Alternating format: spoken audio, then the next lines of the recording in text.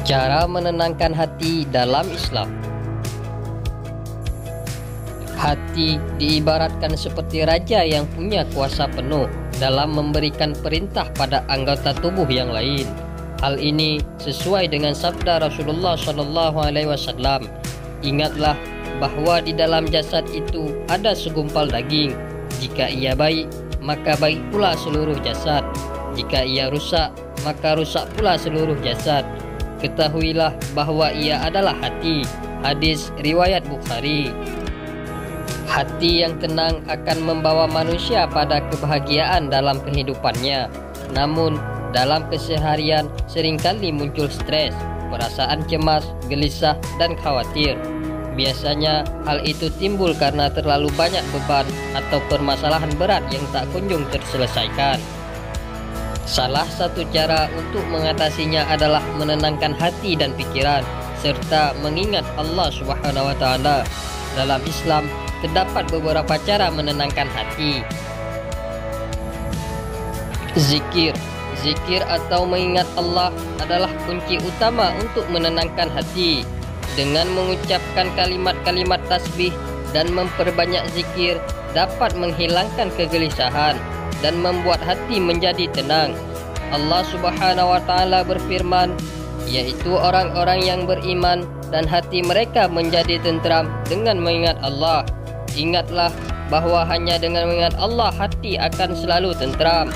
Quran Surah Ar-Ra'd ayat 28. Tafakkur. Tafakkur merupakan proses berpikir dengan sengaja, konstruktif dan positif. Meluangkan waktu untuk merenungkan Allah dan akhirat akan membawa kesadaran yang mendalam. Hal ini akan membantu kita untuk lebih bersyukur dan juga meredakan tekanan hidup sehari-hari. Berwudu. Secara ilmiah, sentuhan air pada kulit dan wajah bisa memberikan efek menyegarkan yang membantu mengurangi ketegangan dan memberikan perasaan damai, serta membantu mengurangi stres dan meningkatkan perasaan tenang. Berwudu merupakan cara untuk mensucikan diri dan mampu melunturkan dosa-dosa, sehingga membuat hati menjadi lebih tenang dan rileks. Perbanyak salat sunnah. Melaksanakan salat sunnah bisa memberikan pahala dan memberikan ketenangan pada hati. Lakukanlah salat sunnah seperti salat tahajud, salat duha, salat taubat, salat hajat, dan sebagainya. Membaca Al-Quran. Membaca Al-Quran merupakan salah satu bentuk menenangkan diri yang paling kuat dan bermanfaat. Jika sedang mengalami hari yang sangat buruk, cobalah untuk membaca Al-Quran agar hati merasa tenang.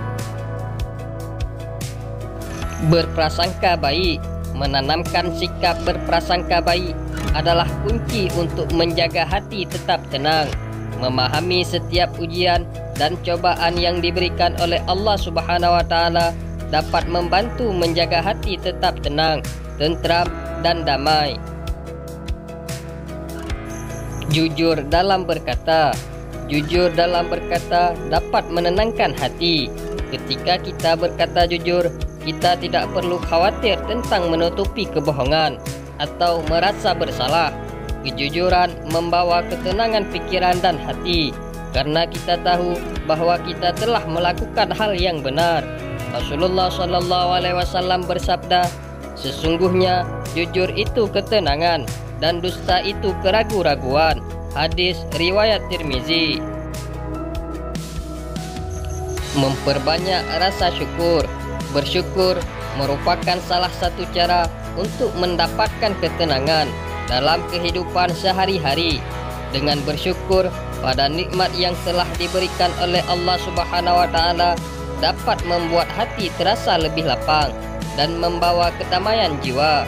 Allah Subhanahu wa taala berfirman, sesungguhnya jika kamu bersyukur, pasti kami akan menambah nikmat kepadamu. Dan jika kamu mengingkari nikmatku, maka sesungguhnya azabku sangat pedih. Quran Surah Ibrahim ayat 7. Melakukan kebaikan. Berbuat baik termasuk cara menenangkan hati dan pikiran. Ketika melakukan suatu kebaikan kepada orang lain, hal ini turut memberikan kebahagiaan di hati, sehingga pikiran dan hati ikut menjadi senang. Dengan mengamalkan cara-cara tersebut, seorang muslim dapat menemukan ketenangan hati dan jiwa dalam menjalani hidup dengan lebih damai serta penuh rasa syukur.